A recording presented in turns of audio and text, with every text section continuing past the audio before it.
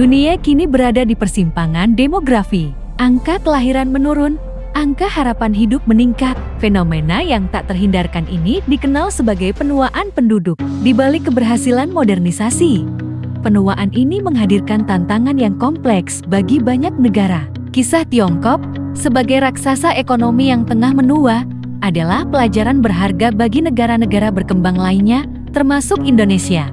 Sebuah survei besar pada tahun 1987 mengungkap potret demografi unik di Tiongkok. Struktur penduduk lansia membentuk sebuah piramida di mana jumlah lansia usia 60-64 tahun menjadi yang paling dominan. Proporsi perempuan manula jauh lebih banyak daripada laki-laki. Secara pendidikan, tingkat buta huruf sangat tinggi, terutama di kalangan perempuan di pedesaan yang mencapai 97%. Kehidupan sosial dan keluarga mereka terbentuk dari masa lalu.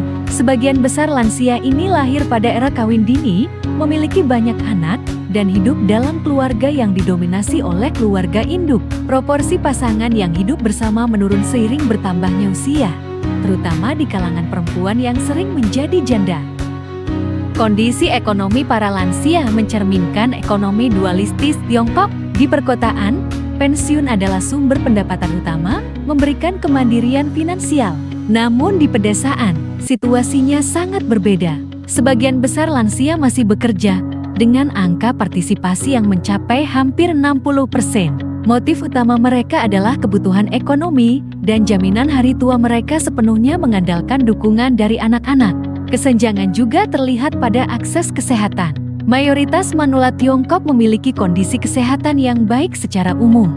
Namun, terdapat perbedaan besar dalam perawatan medis. Di perkotaan, 68,5% manula tidak mengalami kesulitan berobat, sementara di pedesaan, 94,8% manula menghadapi berbagai tingkat kesulitan, dengan 61,8% menyebut masalah ekonomi sebagai penyebab utama.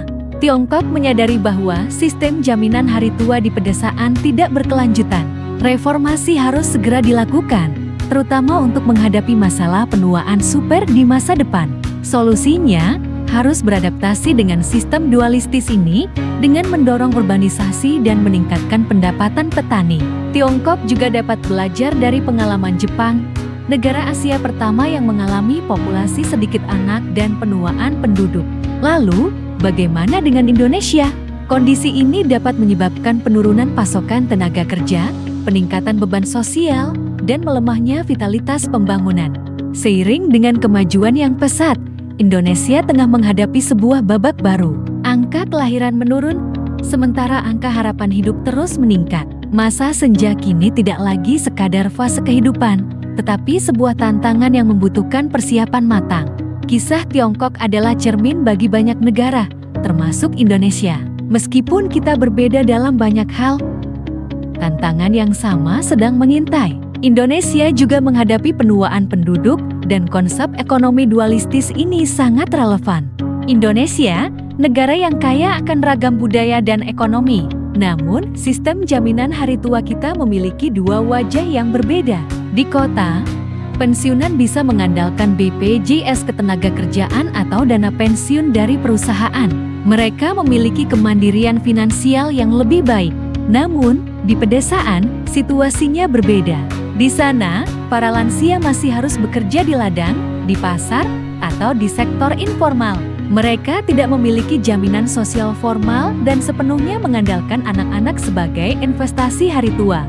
Kesenjangan tidak hanya soal uang. Akses terhadap kesehatan juga menjadi masalah serius. Di pedesaan, fasilitas kesehatan terbatas dan biaya pengobatan seringkali menjadi beban berat. Sebagian besar dari mereka hanya bisa mengandalkan pengobatan tradisional atau sekadar pasrah. Maka, sebuah reformasi menyeluruh sangat diperlukan. Reformasi yang tidak hanya berfokus pada kota, tapi juga pada desa. Kita harus mendorong pembangunan yang merata, meningkatkan infrastruktur, serta kualitas hidup di pedesaan, memberikan akses pendidikan dan pelatihan agar masyarakat bisa beralih ke pekerjaan dengan nilai ekonomi yang lebih tinggi, serta memberikan jaminan sosial yang inklusif bagi mereka yang berada di sektor informal. Penuaan penduduk pada taraf tertentu adalah bagian dari pembangunan berkelanjutan. Tantangannya adalah bagaimana menciptakan fondasi yang kuat agar setiap individu merasa aman di hari tua mereka. Dengan merawat para orang tua, memberikan jaminan sosial yang merata, dan mendorong pembangunan yang inklusif, kita tidak hanya menyiapkan masa depan bagi mereka, tetapi juga membangun sebuah bangsa yang lebih kokoh dan adil untuk semua generasi.